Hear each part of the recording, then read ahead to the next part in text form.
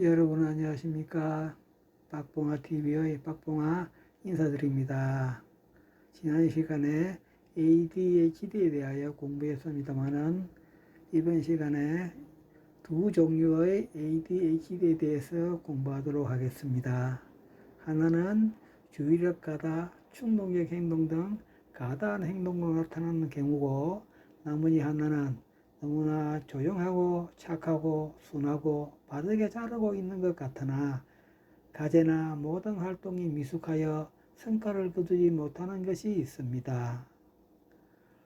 전자는 너무 활동적이고 적극적이라 이상하다고 누구나 느끼는 경우이지만, 후자는 너무나 조용하여 착한 학생의 대표적인 것처럼 보이나 실상은 모든 것이 늦고 성과를 거두지 못하는 것입니다.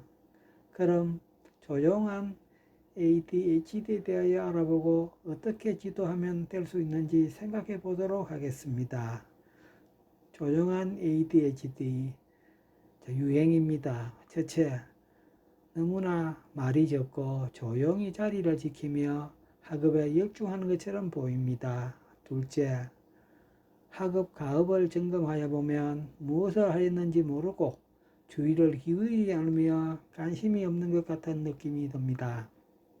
셋째, 상상을 하여 무엇을 하였는지 모르며 그 질문도 하지 않고 대답도 하지 않습니다.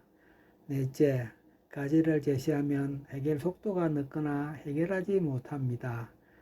다섯 번째, 과제 수행, 놀이 등의 활동에서 집중을 못하고 실수를 합니다. 여섯 번째, 남의 이야기를 잘 듣는 것처럼 보이나 엉뚱한 활동을 하거나 공상을 하여 잘 모릅니다.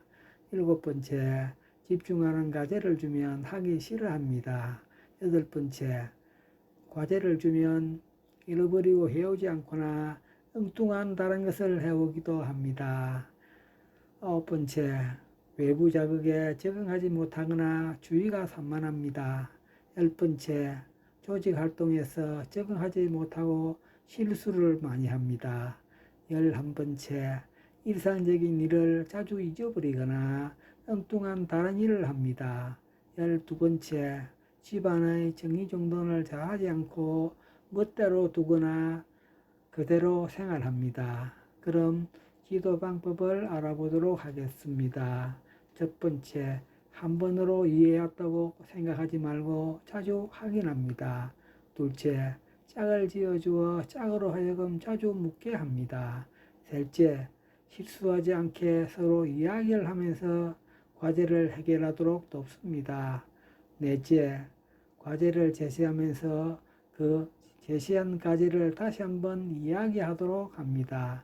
다섯 번째, 같이 활동하면서 하나하나 차곡차곡 처리하도록 돕습니다. 여섯 번째, 정리정돈을 하는 시간을 주고 같이 정리정돈을 합니다. 일곱 번째, 서로 도우는 과정에서 자기의 나태함을 스스로 알도록 반복하여 실천하도록 합니다. 여덟 번째, 부모는 늦게 한다고 나무라지 말고 격려와 칭찬을 합니다. 아홉 번째, 종이에 기록하도록 하고 반드시 점검하게 합니다. 이런 어려움을 겪고 있는 자녀를 빨리 발견하여 상담과 지도를 하면서 빨리 치료를 하도록 하여야 합니다. 빠르면 빠를수록 사회에 적응하는 데 효과가 더 큽니다.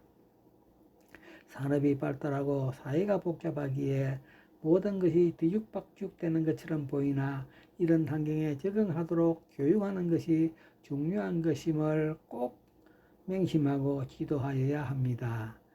이번에는 충동적 ADHD입니다. 유행을 알아보겠습니다. 첫째, 앉아있는 중에도 가만히 있지 못하고 꼬무락거리고 몸을 비틀고 합니다. 둘째, 가만히 있지 못하고 자리를 뜨거나 이리저리 움직입니다. 셋째, 소리를 지르거나 친구를 괴롭히기도 합니다.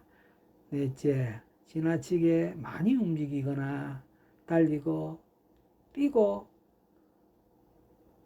합니다.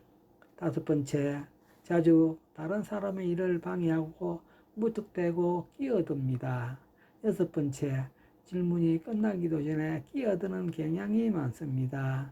7번째, 말을 지나치게 많이 합니다.